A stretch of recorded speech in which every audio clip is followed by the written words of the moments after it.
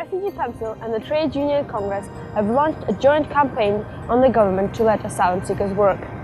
The new initiative aims to build trade union and public support for a change in policy that would allow asylum seekers who have been in the country for longer than 6 months or who are unable to return home to work and support themselves and to make a contribution to the UK economy. The campaign that really connects with not just trade union members but anybody that believes in equality and justice as well, so we've got a strong message as well. The event also saw the launch of the joint regional campaign between the Northern Trade Union Congress and the Regional Refugee Forum to restore the right to work for asylum seekers. First of all, I would like to thank the trade union movement for organizing this campaign alongside the Refugee Council, the British Refugee Council. We respect their commitment to human rights.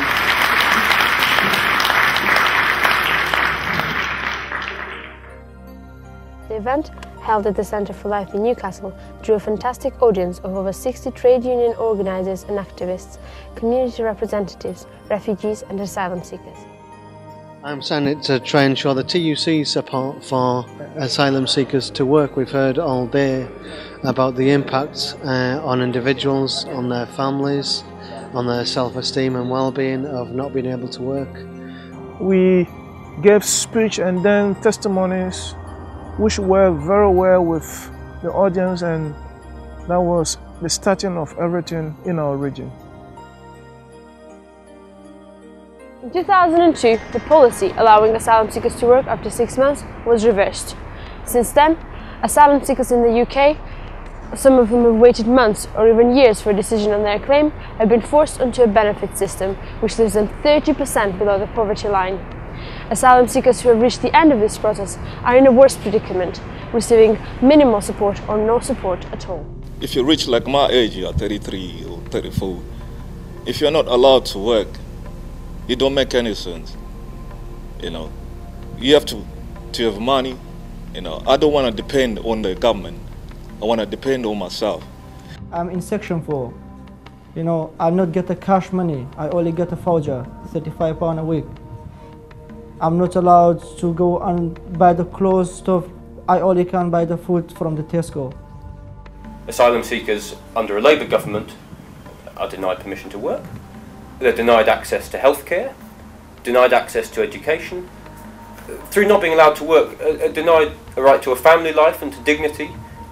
Imagine if you came here with your children and you can't go to work every day. We believe as asylum seekers that it is our duty to get involved in this campaign to explain to ordinary British what the situation is from the first hand compared to the mainstream media, what they are reporting relating to asylum seekers and refugees.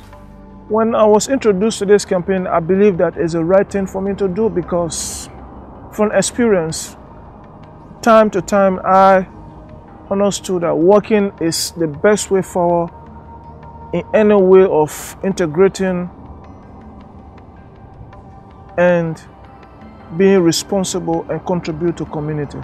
And why the Let Them Work campaign is important is because as an African woman I feel so passionately about our brothers and sisters from the Caribbean, from Asia, from Africa, who have come to this country, who are fleeing torture and persecution, and they are being denied the right to work whilst their asylum claims are being processed. There are several different ways you can support this campaign. You can get involved in either as in a very small way by writing a letter to an MP, which, you know, there's model letters out there that people can use. Wouldn't take you long at all, or you might want to get really heavily involved in the way that the campaign is run, organising events or organising something that would contribute to the campaign. So there's a role for everybody. I think that's really important thing to say, that you don't have to. People shouldn't feel like because they get involved in the campaign there'll be lots of pressure on them to do all the big things. It can be small steps, you know, and small things that together, put together, make the real change. Volunteer to join the Regional Refugee Forum subgroup to plan campaign actions in our region and to meet other agencies to coordinate our work. Volunteer to speak about the issue and give your story at the union branch meetings so as to encourage union membership to support the campaign. Volunteer to help organize or perform at events in your area or regionally to raise public awareness and support for the campaign.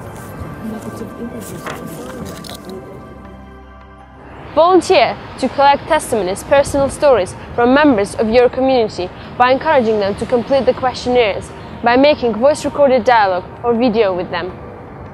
Volunteer to write articles for the press or give interviews to the media. If I'm entitled to work, it's good for both sides, for us and for government as well. They don't have to spend money on housing or pay the vouchers or money, things like that. This really is about refugees and asylum seekers and about them empowering themselves and being able to take control over this campaign. Sam claimed asylum in the UK in 2003 and is still waiting for a resolution on his case.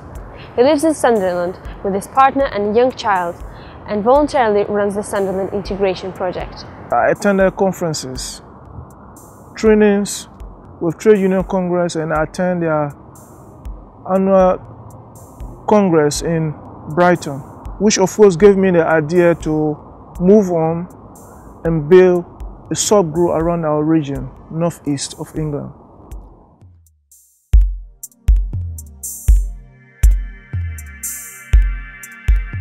We engage the politicians in our region, we lobby our MPs, and then we speak with ministers that visited us or visited our region if we had a chance. For example, we were able to meet with Saeed Malik, Minister of Cohesion, and we put a caution on him relating to the conflict between his position and the policy not allow asylum seekers to work.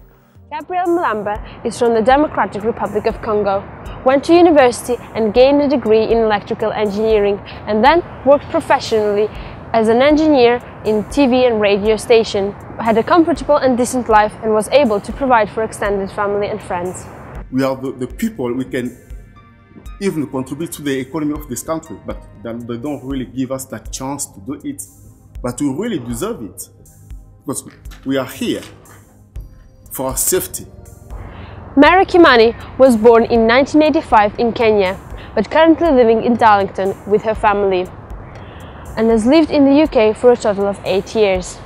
The lack of permission to work has affected a third of Mary's life, and indeed most of her youth. Let me begin by thanking the TUC for giving us this opportunity to address you, and to you, the audience, for being here. My thanks go out also. I will start by telling you who I am, and then give a personal account of how the lack of permission to work has affected me. My name is Mary Kimani, and I am 23 years old. Mary joined the Right to Work campaign subgroup, and she is one of the influential young people who are members. She visited universities, speaking to students at Sunderland University, was a guest at Teesside University student TV station. Unfortunately, this is but one story out of many. Up and down the UK, people like Mary are finding themselves in impossible sets of circumstances, varying only in degree of severity. Ladies and gentlemen, I'll finish by quoting a very wise man who once said, "We cannot predict the future, but we can create it." Therefore, we urge the government to grant us permission to work, so we can go about creating our futures. I'm sure I'm not alone in believing that. Together, we can turn adversity into remarkable stories of success.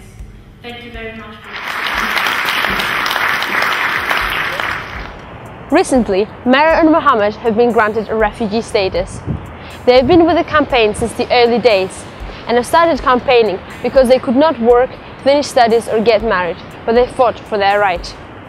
Did this campaign help them get their leave to remain in the UK?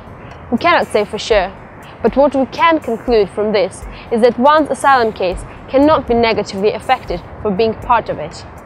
Other people, like Sam, Gabriel and myself are still waiting, and we believe that we have to fight for our right, because if we don't, then who will?